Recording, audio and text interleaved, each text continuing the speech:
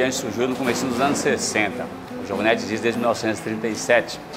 Tinha um chapeiro, nome Moleza, e ele preparava o sanduíche cortado só ao meio.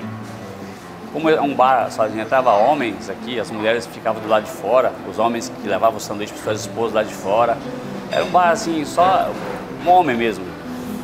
Aí o chapeiro viu que as mulheres tinham dificuldade de abocanhar aquele lanche de tamanha fartura, cortado só em 2 pedaços. Aí ele teve a brilhante ideia de cortar o lanche em formato aperitivo, que deu origem ao Boca de Anjo. Acho que uma coisa que é importante a gente sempre pensar é que uma palavra como um nome ou até a própria comida, ela pode representar alguma coisa. Isso significa que quando você dá um nome como Boquinha de Anjo, você está situando aquela palavra, ou seja, aquele signo, dentro de um momento histórico.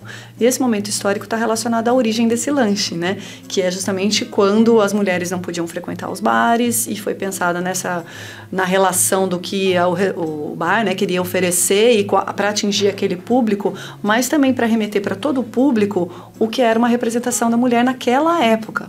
Então, quando a gente usa hoje esse nome, ou a gente se refere a esse lanche dessa mesma forma, você está puxando de lá de trás todo esse contexto histórico, inclusive essa percepção da própria mulher e a ideologia que era daquela época. Se a gente realmente pensar que todo nome, então, ele carrega essa história, esse nome, ele já tem algumas percepções sobre o que era a mulher daquela época.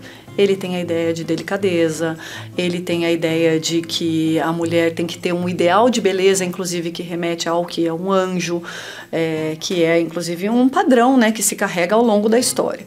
Então, você falando nesse cenário, você está tentando passar para o público que ele está consumindo essa ideia, né? E ele pede por esse produto, ele pede por esse sanduíche ao longo dessas quase 5 décadas, né?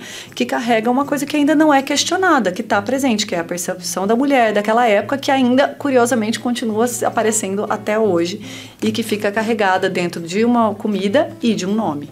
O Boca de Anjo em si é o corte. O Boquinha de Anjo foi o próprio chapeiro que apelidou o sanduíche aperitivo por Boca de Anjo, que é uma forma tão pequena de bem cortado que dá para ter uma criança comer.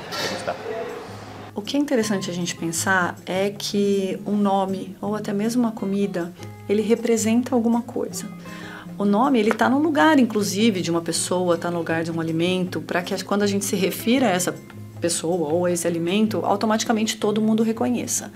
E com isso também vem carregado uma série de processos históricos, porque esses signos, ou seja, aquilo que ele está representando, nunca é descolado completamente da realidade.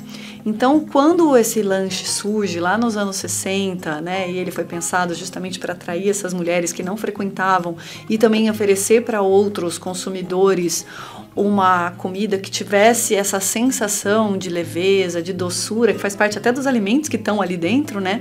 Ele faz por associar, ou seja, por remeter a alguns aspectos que são dentro do campo, associados historicamente do campo do feminino, como, por exemplo, isso que a gente está falando, do anjo, da alimentação que é mais doce, que tem essa capacidade de fazer com que as pessoas, quando forem pedir, ou seja, falar o nome ou comer, elas tenham essas lembranças associadas. Por mais incrível que possa parecer, eu frequento o Giovanetti há 54 anos.